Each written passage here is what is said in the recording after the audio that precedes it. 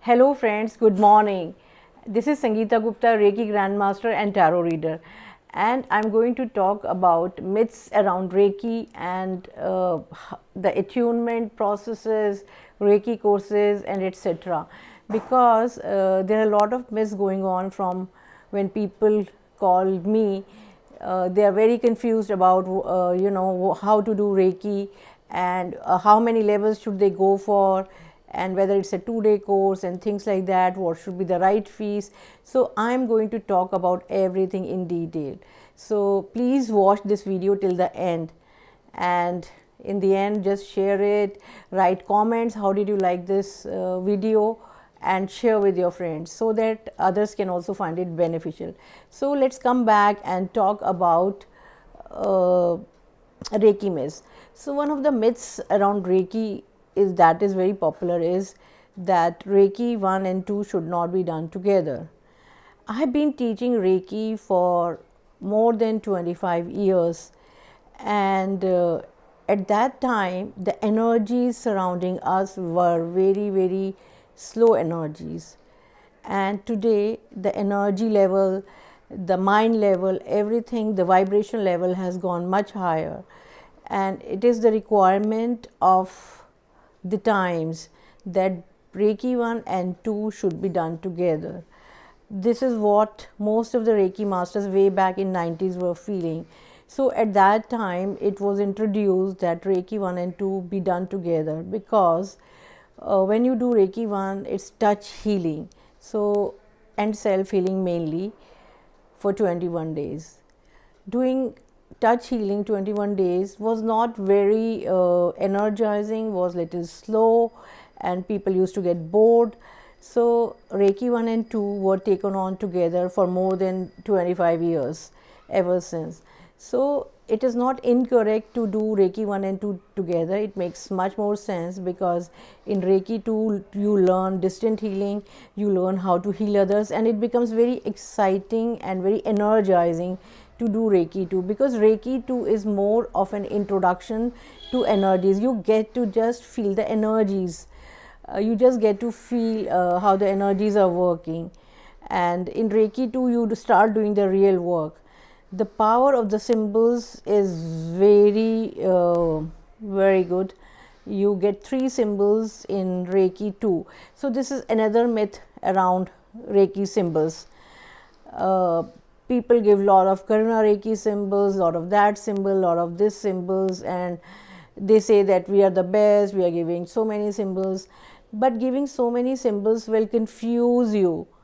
It is good to just get attuned to only 3 symbols in Reiki 2. So many symbols, you will not feel the energies of each symbol. So it makes sense to go slowly in Reiki 2, not have too many symbols, because in fact the original Reiki, Usui Reiki as we call it, has totally 4 symbols.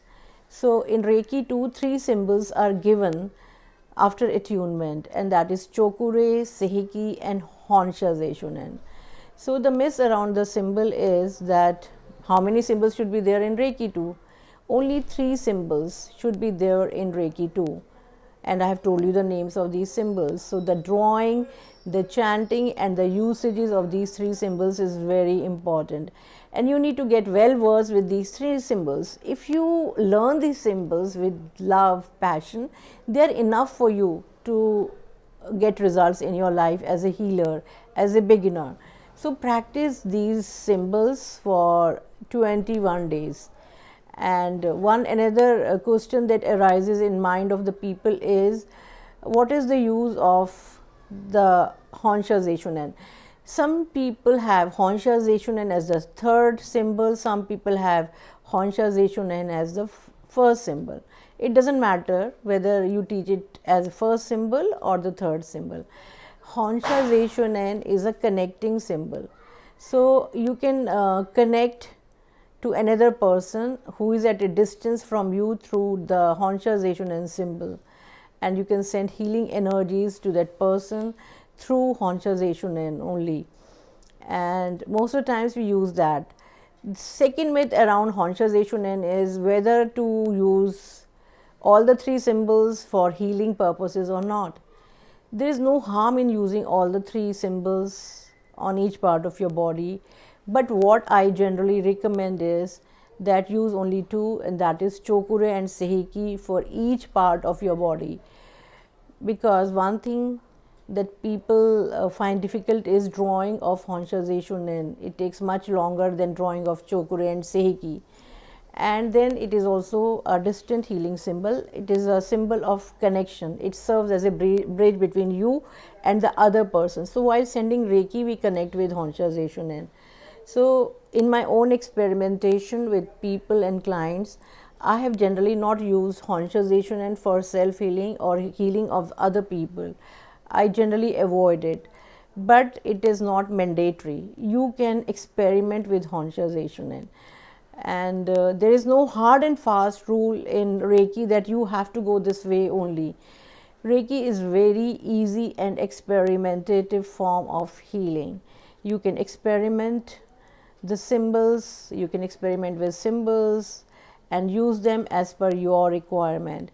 In fact, the symbols guide you themselves how to get used, how to have their benefits in life. So rather than sticking to one particular way, I always recommend my students to experiment, to be open and find results for yourself. Reiki will guide you, trust yourself. So you don't have to come running to me all the time, because even I don't have answers to this whole huge universe. This universe is huge and massive, and each one of us has a universe within our minds. We are very creative human beings, and there's a lot of power within us.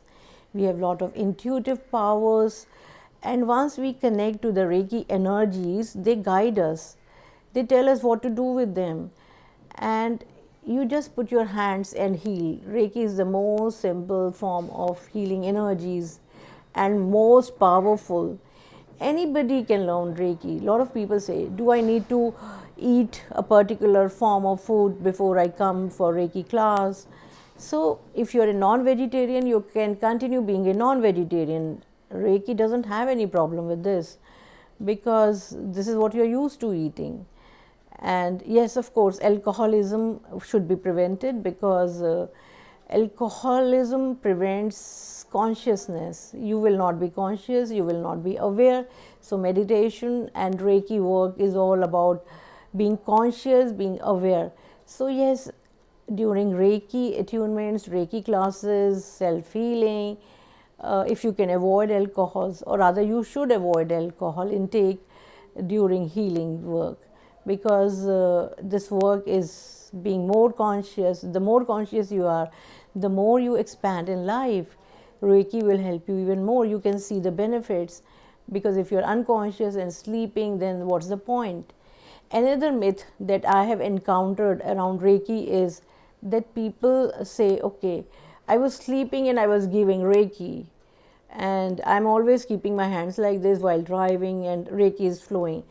That is another myth. You need to be consciously giving healing to a person. You can't be sleeping and saying, oh, Reiki is flowing out my whole body. You can't say that I've got an exam and I just give myself Reiki and I'll be prepared for the exam. That's nonsense. You are cheating yourself if you're saying that. You need to be in a conscious mode. At least, sometimes giving healings makes you sleepy, but if you're sleeping too much, then you're not conscious. So sit up. While giving healings, always sit up and give healing to the other person. The patient can relax. The patient doesn't have to be actively involved. The patient can lie down and the patient can receive healings while you are giving healings to him.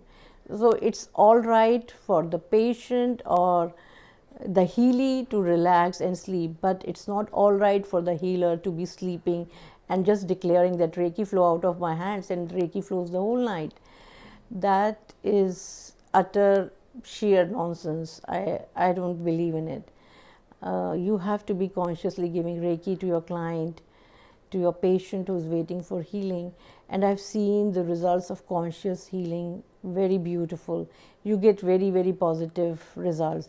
So dear friends, I hope I have busted all the myths around Reiki. If some are left, write to me in the comment box what else needs to be addressed, and I'll try to answer those questions for you from now onwards. Have a great day. Sayonara. See you. Bye bye.